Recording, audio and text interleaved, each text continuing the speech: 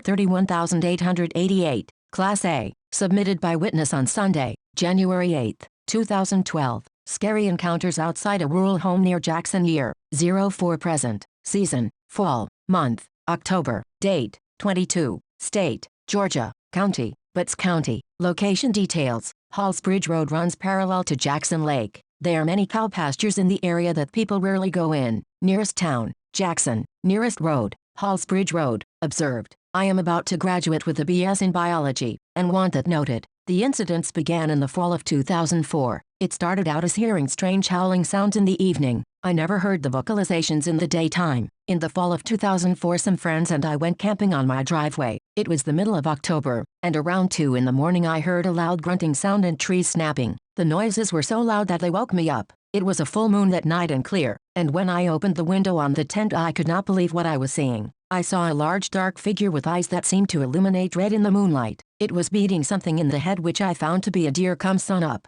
The creature dragged the deer up to the top of the hill above the campsite. It walked up on top of some big rocks and I could make it out perfectly, 8 to 10 feet tall and covered in hair. The one friend who stayed the evening saw the exact same thing. I watched it eat the deer. It pulled off appendages like it was nothing. Shortly after it started eating, it noticed our tent. It walked right down to the side of the tent, and the smell coming off of it was intensely musky. It knocked the frying pan out of the tree by the tent as it was walking by, and when it hit the ground, it ran back to the top of the hill. The deer carcass was gone, but hair and intestines were left behind. The liver, spleen, heart and lungs must have been eaten. We followed the drag marks from the carcass and found a massive pine tree bent and broken into some form of shelter. I have many other encounters that I can share. They are real and they are here. I have had rocks thrown at me, and I have been charged by one twice. I barely got inside the house both times. They do not like light, and they do not like it if you shine a light directly at them. I say them because on more than one occasion my fiancé and I heard at least 3 hardwoods and swamps surround my house. When this started there were many subdivisions going in, and massive habitat loss which had to drive them to my property. There is also a 20,000-acre national forest that is squatchy as all get out about 7 miles from my home.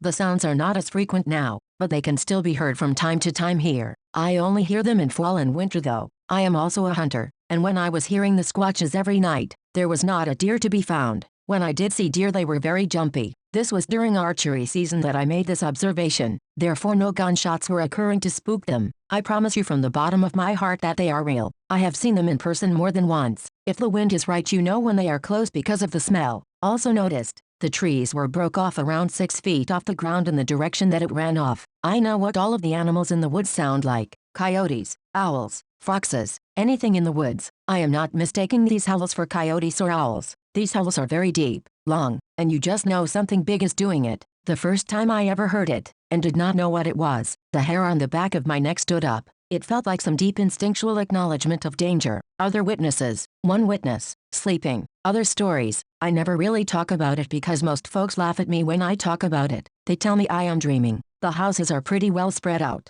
but some of the neighbors asked me what the howling sounds were. Time and conditions. First sighting it was clear and cool. It was around 2 in the morning and it was a full moon. Environment, Hardwood Ridge which is surrounded by pine thickets. Follow-up investigation report by BFRO investigator Armand Teeth. The witness is a biologist and is familiar with all local animal sounds. I found him to be very articulate, credible and knowledgeable. He lives in a very wooded and rural area of Georgia. Around November of 2004 he began hearing strange howls. He knew they weren't coyote. The howls always began around 11 p.m. at night, and many times they heard more than one creature. A few years later while watching a Bigfoot television show he heard similar howls. The sounds could be heard from November to spring, for several years, just during the cold months. In November of 2006 he was having trouble sleeping and went outside in the carport for a smoke around 4 a.m. Everything got very quiet and then he heard a snarl and a big branch breaking very close to him. He heard huffing. Then a 18-20-pound bowling ball-sized rock was thrown toward him. He ran inside and armed himself in case something followed him inside. A few days after that he let his 70-pound dog out at about 10:30 p.m. His dog walked about 15 yards, began growling and his hair rose up.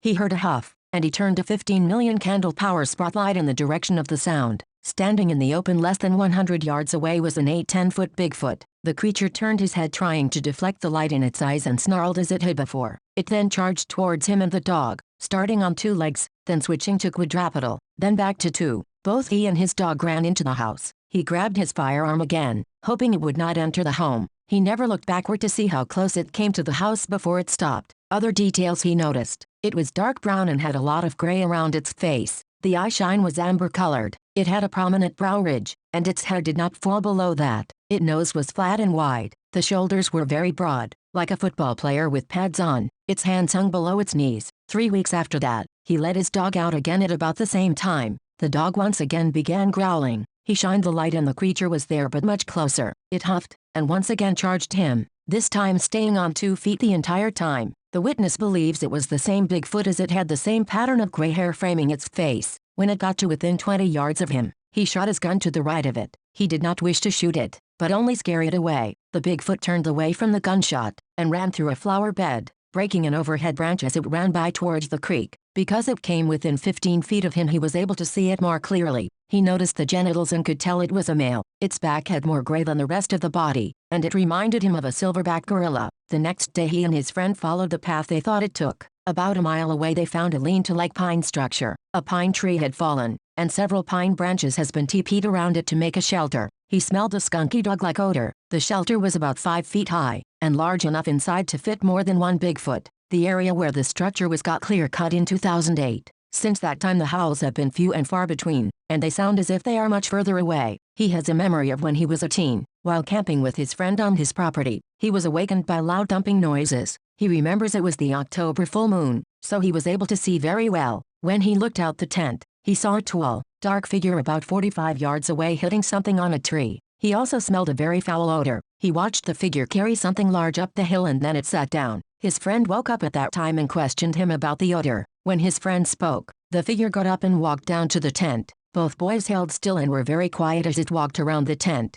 The odor became much stronger then. They watched it walk over and look at the skillet he had hung in the tree. Earlier that night they had fried bacon and eggs in it. The creature then walked off. The next morning, they went up the hill to see what it had brought up there. They found the remains of a white-tailed doe. The hide and ribs was left. The intestines were pulled out, and the skull was totally flattened. The 20,000-acre national forest he referred to as the Oconee National Forest. About BFRO investigator R. Monteith. Monteith has had a lifelong interest in Bigfoot and has an extensive background in outdoor land and ocean survival as well as mountaineering. She has transailed the Atlantic, backpacked in remote places throughout the world and has climbed 3 of the 7 summits. She studied international relations at Florida International University, and is a financial and real estate consultant. She has participated in many private expeditions as well as the 2011, 2012, 2013, 2014 and 2015 BFRO North Florida expeditions and the 2013 BFRO Up Michigan and Alabama expedition. She also organized Florida's 2017 town hall meeting. She was an executive producer of the documentary film, Skunk Ape Lives, and featured as a crypto expert on the Science Channel's television show, Strange Evidence for seasons 2-5.